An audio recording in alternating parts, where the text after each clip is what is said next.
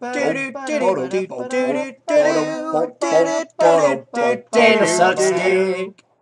Hi. I don't have anything to talk about, so I'm gonna tell you about a dream I had last night. 'Cause it was real weird. And I know that everybody loves to hear about dreams, so buckle up. It's gonna be a ride. So it starts off, me and some of my friends are walking around through my old backyard at my old house in Senoia, Georgia. The exact address is 150 Prestigious Place. Look it up in Google Maps. Try to find a way in. Typically, we don't lock the windows in the basement area, so just walk around to the back. I don't know if there's still a trampoline there, but there used to be. But you can just usually just open those windows because typically people forget they're even there. Just get inside. Because it's a little podunk neighborhood, so I don't think anybody really protects themselves that much.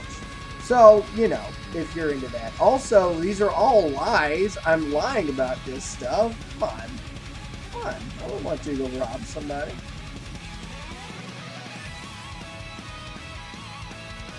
Anyway, so we were walking around over there, and it was me and some people, and we are just walking around. We find this construction site. There are all these houses.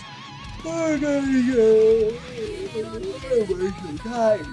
There are all these houses, and we're all looking at them and stuff, being like, "Ah, dude, houses, wonderful. Mexicans building houses." Because they gotta be Mexicans, right? Right. Well, they were. It was my dream, so they were. So we're over there, and we stumble into a house, quite literally. We just sort of are walking by the house. We push up against it. Since the whole fucking thing is made of like drywall, the wall just falls down, and we go in there. So as we're walking around, there's like this guy, like four of them. There's one with a yellow shirt, one with a red shirt, one with an orange shirt, and then one with a brown shirt, and a green one, and a yellow one, and they're all made at tick-tack, and they all look just the same.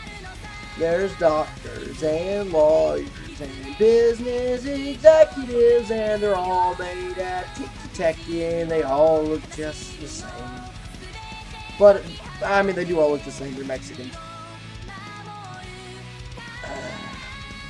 So, as we're in there, we see these guys, and we're like, "Oh, we're sorry that we're in the house you're building. Look, we'll just get out of your way. You can just keep doing, you know, your building stuff." And then they pretty much just straight up say, "Oh, you guys aren't going anywhere. You guys are real pretty." And they threaten to rape us. So we're like, "Look, dude, this is a government-owned property. People are building here. Don't rape us here. We'll be able to tell people." And we're just like, "We're going to rape you in this house." And so we all are like ducking and diving and weaving and wobbling, trying to fight our way out of the poorly constructed origami house.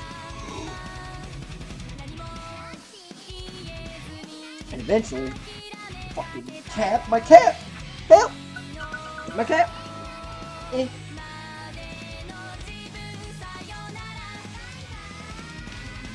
My cat.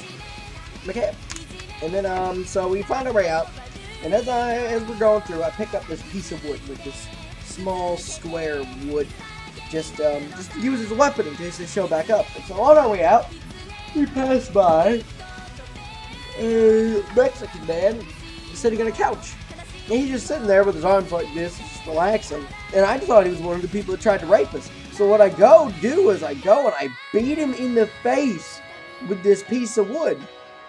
I grab him by his shoulder and I just start smacking the corner into his eye. And a big old chunk of the wood gets stuck in there, and there's like splinters all up in the wood and on his face. He's like, "Ow, fuck, god damn it." And then so I just keep hitting him, going full force. But then I remember I'm in a dream. Like, this is the point where I realize, and the thing is, like, I want to punch people a lot, but I can never picture actually just going full force into somebody's face. So my dream self is going like, and I'm just sort of bopping him on the head at this point, not trying to kill him anymore, but I realize that this guy's trying to rape me. He tried to rape me in the stream, so I'm like, "Hey, this is a dream." But I still can't do it. I still can't hit with full force, so what I instead do is I take the little corner piece and I just jab it under his eye, and I keep just doing it until eventually I cut into his eyeball and I pop it out of his face, and I kill him brutally with this with this square piece of wood. Well, the worst thing is the cops show up, and then the cops are ridiculous. They're just like, well, I mean, you guys are lucky that these Mexicans were trying to rape you, and you're lucky that we can't tell them apart because we don't know if this one was trying to do it or not. So I'm like, okay, policeman, ridiculously poor judgment policeman. And then he was also just like, yeah, another thing is just like this guy specifically, nobody liked him, so it doesn't really matter. You don't just let somebody get killed because of that. And then the worst thing they said, or the weirdest one rather, is that the policeman said something about me and my friends being in a biker gang. And so they're just like, yeah, I mean, if people were going to mess with you guys being in that biker gang, like, they should have known that something like this is going to happen.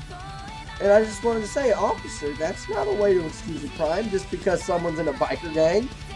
Like, that shouldn't let them get off scot-free. I feel like there's something that I'm really stressed out about in my head, but I have no idea what it would be.